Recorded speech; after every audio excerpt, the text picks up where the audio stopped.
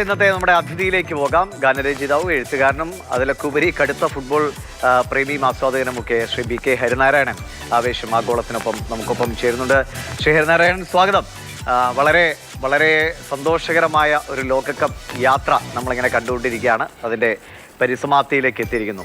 വേണമെങ്കിൽ ഇന്നത്തെ മത്സരം നമുക്ക് രണ്ട് രീതിയിൽ കാണാം. ഒരു അർജന്റീന ആരാധകനായോ ഇംഗ്ലണ്ട് ആരാധകനായോ ടെൻഷൻ അടിച്ച് ജയിക്കുമോ എന്നൊക്കെ പ്രാർത്ഥനയോടെ അവസാനം വരെ ഇരുന്ന് വേണമെങ്കിൽ കാണാം. അല്ലെങ്കിൽ വളരെ സ്പോർട്സ്മാൻ സ്പിരിറ്റിൽ ആളുകൾ പറയുന്ന പോലെ നല്ല കളി കളിക്കുന്നവർ ജയിക്കട്ടെ, ആരായാലും നല്ല ഫുട്ബോളാണ് നമുക്ക് കാണേണ്ടതെന്ന് പറയാം. അപ്പോൾ അതിൽ എവിടെയാണ് നിൽക്കുന്നത്? ഞാൻ നല്ല ഫുട്ബോളിന്റെ ആരാധകനായിട്ടാണ് കാണുന്നത്. ആദ്യമൊക്കെ നമ്മൾ ഈ ഫുട്ബോളൊക്കെ കാണാൻ തുടങ്ങുന്ന, എനിക്ക് തോന്നുന്നു എൻ്റെ ഒരു ഓർമ്മയിൽ ഇറ്റാലിയൻ 90-ഒക്കെയാണ് ആദ്യമായിട്ട് ചെറുപ്പത്തിൽ കാണുന്നത്. അപ്പൊ ആ സമയത്തൊക്കെ ഓരോ പല ടീമുകളോടും ആരാധന ഉണ്ടായിരുന്നു. പക്ഷെ അപ്പൊ അതിപ്പോഴും എനിക്കൊരു വളരെ ഒരു ഇൻഫീരിയോറിറ്റി കോംപ്ലക്സ് ഉണ്ടാക്കുന്ന ഒരു കാര്യമാണ്. എൻ്റെ ചെറിയച്ഛൻ 79 വയസ്സായി. രണ്ടുപേര്, ഒരാൾക്ക് 79ഉം ഒരാൾക്ക് 80ഉം. ഇവർ രണ്ടുപേരും വീട്ടിൽ മത്സരിച്ചുകൊണ്ടിരിക്കുകയാണ്. അതായത് ഇവര് ഓരോ ഇതുവരെയുള്ള ഇപ്പൊ ഈ വേൾഡ് കപ്പ് തുടങ്ങുന്നതിന് മുമ്പേ അവരവരുടെ ഡോക്ടറെ കാണല്, ബാങ്കിൽ പോകല്, അങ്ങനെയുള്ള പെൻഷനേഴ്സിന്റെ എല്ലാ കാര്യങ്ങളും തീർത്ത് വീട്ടിൽ നിന്ന് പുറത്തിറങ്ങാതെ ഇരിക്കുകയാണ്. അപ്പൊ ഇവര് മത്സരിക്കുന്നത് ഒരിക്കലും അവരൊരു അർജന്റീനയായിട്ടോ ബ്രസീലോ ആയിട്ടോ അല്ല, അല്ലെങ്കിൽ ഏതെങ്കിലും ഒരു ടീമായിട്ടല്ല. അവർ മത്സരിക്കുന്നത് ഏറ്റവും കൂടുതൽ കളി കണ്ടത് ആരാണ് എന്നാണ് മത്സരിക്കുന്നത്. അപ്പൊ ഇതിൽ ഒരാള് ഒരു കളി ഒരാൾക്ക് മിസ്സായി, അന്ന് എന്തോ ഡോക്ടറെ അത്യാവശ്യമായിട്ട് കാണാം. അപ്പൊ ഇനി മറ്റാൾ ഒരു കളി കുറഞ്ഞാലാണ് ഇതൊപ്പം എത്തുള്ളൂ എന്നുള്ളൊരു ഇതിലാണ് അവര് നിൽക്കുന്നത്. അപ്പൊ അങ്ങനെയുള്ള ആളുകൾ വരുമ്പോൾ നമുക്കൊരു ഇൻഫീരിയോറിറ്റി കോംപ്ലക്സ് ഉണ്ട്. അപ്പൊ അതുകൊണ്ട് അത്രയും കളി കാണാൻ പറ്റുക എന്നുള്ളതാണ് ആഗ്രഹിക്കുന്നത്, ഏറ്റവും നല്ല കളികൾ. അപ്പൊ ഈ വിഷയത്തിലേക്ക് വന്നാൽ നല്ല കളി ആര് കളിക്കുന്നു അവര് ജയിക്കട്ടെ എന്നാണ് ഞാൻ വിചാരിക്കുന്നത്. കഴിഞ്ഞ തവണ പക്ഷെ എനിക്ക് മെസ്സിക്ക് ഒരു കപ്പ് എടുത്തെങ്കിൽ എന്ന് ആഗ്രഹം ഉണ്ടായിരുന്നു. നേരിട്ട് കണ്ട മെസ്സിയുടെ കളിയും കാണാൻ പറ്റി, ഫൈനലല്ല വേറൊരു കളിയും കാണാൻ പറ്റി ഖത്തറിൽ. പക്ഷെ ഇക്കുറി നല്ല കളി കളിക്കുന്നവർ ജയിക്കട്ടെ എന്നാണ് വിചാരിക്കുന്നത്. എന്തായാലും കൊച്ചന്മാരുടെ കാര്യം പറഞ്ഞ് വളരെ രസമുണ്ട്. ഇപ്പോഴും ഇത്ര സ്പിരിറ്റിൽ മത്സരം കാണുക, നമ്മൾ അവരെക്കാളും കുറഞ്ഞു പോകുമോ എന്നൊരു ആശങ്ക എനിക്ക് തോന്നുന്നു.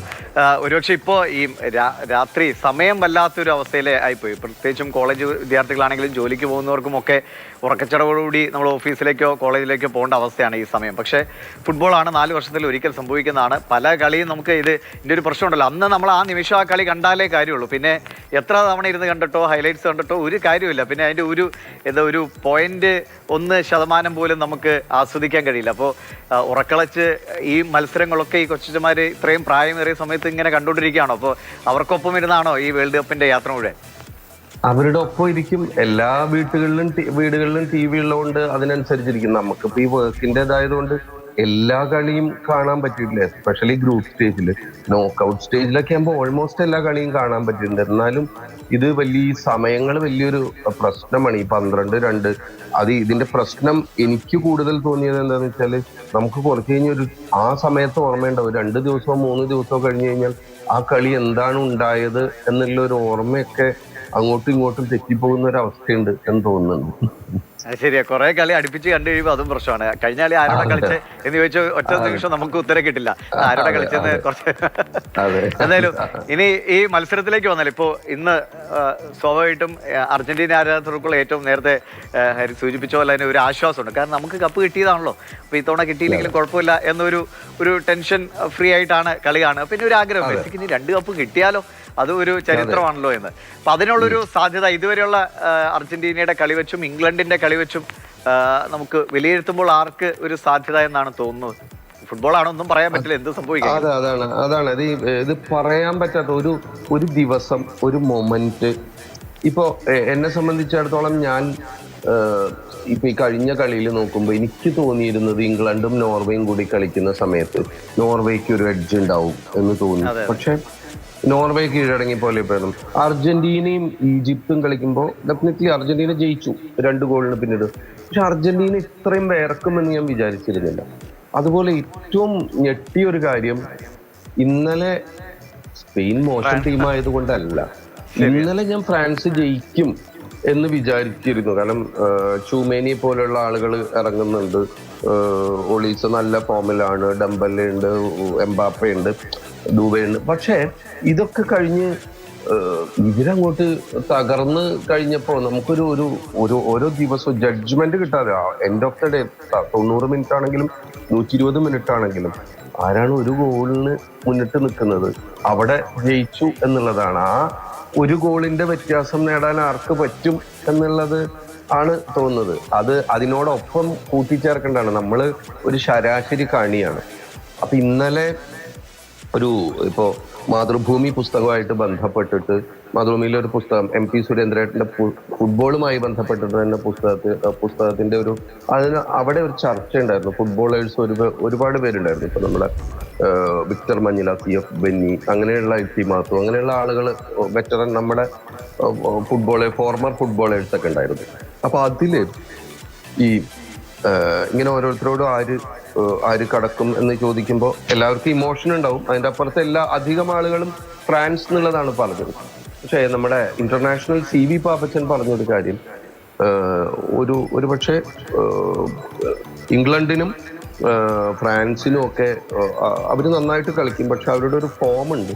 പക്ഷെ വളരെ നമ്മളെ ഞെട്ടിക്കുന്ന അദ്ദേഹത്തിന്റെ വ്യൂ ആണ് അദ്ദേഹം പറഞ്ഞത്. ഞെട്ടിക്കുന്ന കളി കളിക്കുന്നത് സ്പെയിനാണ്, പിന്നെ അർജന്റീനയാണ്. അതുകൊണ്ട് സ്പെയിൻ അർജന്റീന ഫൈനൽ ഉണ്ടാവും, ഇന്ന് സ്പെയിൻ ജയിക്കാനാണ് സാധ്യത എന്ന് അദ്ദേഹം അതിന്റെ ഓരോ പോയിന്റ്സ് വെച്ച് പറഞ്ഞിരുന്നു. അപ്പൊ അത് സംഭവിച്ചു. അത് അവരുടെ എക്സ്പീരിയൻസ് എന്നാണ് പറയുന്നത്. അപ്പൊ ആ പറയുന്ന പോലെ എന്ത് സംഭവിക്കുന്ന അറിയില്ല. അർജന്റീനയ്ക്ക് ആ ഒരു അവസാനം വരെ അദ്ദേഹം മെസ്സി എന്ന് പറയുന്ന ഒരു ഫാക്ടറി ചില്ലറയല്ല. അതുപോലെ തന്നെ പല മാച്ചിലും അങ്ങനെ ക്രൂഷ്യൽ മാച്ചിൽ നല്ല ടീമായിട്ട് വന്ന് തോറ്റുപോയൊരു കാര്യവും ഇംഗ്ലണ്ടിനുണ്ട്. പക്ഷെ ഇക്കുറി കുറെ കൂടിയൊക്കെ ഇംഗ്ലണ്ട് നന്നായിട്ട് ഒത്തിണക്കത്തോടെ കളിക്കുന്നുണ്ട്. ഈ ബെല്ലിംഗാമും ഹാരി കെയ്നും കൂടിയിട്ടുള്ള ഒരു ഒത്തിണക്കം കൃത്യമായിട്ട് കാണുന്നുണ്ട്. പിന്നെ ഇപ്പൊ റീസ് ജെയിംസ് വരും എന്നൊക്കെ കേൾക്കുന്നുണ്ട്, അറിയില്ല. അപ്പൊ അതുകൊണ്ട് എന്തും സംഭവിക്കാം. നല്ല മത്സരമാവും, ഒരു സംശയമില്ല. ഇന്നലത്തെ പോലെ തന്നെ നല്ല മാച്ചാവും. അതിൽ നന്നായിട്ട് കളിച്ചവർ ജയിച്ച് ഫൈനലിൽ വരട്ടെ എന്നാണ് വിചാരിക്കുന്നത്. ശരിയാണ്. ഇപ്പൊ ഇന്നലത്തെ സംഭവം എന്ന് പറഞ്ഞാൽ അതിശയപ്പെടുത്തുന്ന, അമ്പരപ്പിക്കുന്ന കാര്യമാണ്. പാറ്റൻ ടാങ്കുകൾ പോലെ വരുന്ന എംബാപ്പയും അല്ലെങ്കിൽ ഡെംബലയും ഒക്കെ പന്ത് കിട്ടാതെ ഇങ്ങനെ കളിക്കളത്തിൽ തലങ്ങും വിലങ്ങും നടക്കുന്ന അവസ്ഥ ഉണ്ടാവുക എന്ന് പറഞ്ഞാൽ ആരും പ്രതീക്ഷിച്ചല്ല. അപ്പോൾ സ്പെയിൻ അർജന്റീന ഒരു ഫൈനലൊക്കെയാണ് വരുന്നതെങ്കിൽ എന്താ പറയുക, ലോകകപ്പിലെ തന്നെ ഇത്രയും ഒരു ത്രസിപ്പിക്കുന്ന ഒരു മത്സരം ഉണ്ടാക്കുക. പ്രത്യേകിച്ചും ഒരുപാട് അതിന് പശ്ചാത്തലമായ കാര്യങ്ങളുണ്ടല്ലോ. മെസ്സി വളർന്ന സ്ഥലം സ്പെയിൻ, ബാഴ്സലോണ, അതേ രാജ്യത്തുമായിട്ടുള്ള മത്സരം, അങ്ങനെ വൈകാരികമായിട്ടൊക്കെ ഒരുപാട് കാര്യങ്ങളുണ്ട്. അപ്പോൾ അങ്ങനെയും വേണമെങ്കിൽ നമുക്ക് പ്രതീക്ഷിക്കാം അല്ലെ അങ്ങനെ സംഭവിക്കാൻ. തീർച്ചയായിട്ടും ഇപ്പൊ ഞാൻ പറഞ്ഞില്ലേ, CV പാപ്പച്ചൻ അങ്ങനെയാണ് അദ്ദേഹം ഇന്നലെ പ്രവചിച്ചു കണ്ടത്. അത് സംഭവിക്കാം. ഇനി ഞാൻ പറയുന്നത് ഇംഗ്ലണ്ട് വന്നാലും അവർക്കും കുറെ കാലമായിട്ട് ഒരു വേൾഡ് കപ്പ് എടുക്കാൻ ആഗ്രഹിക്കുന്ന ഒരു ഇതാണ്.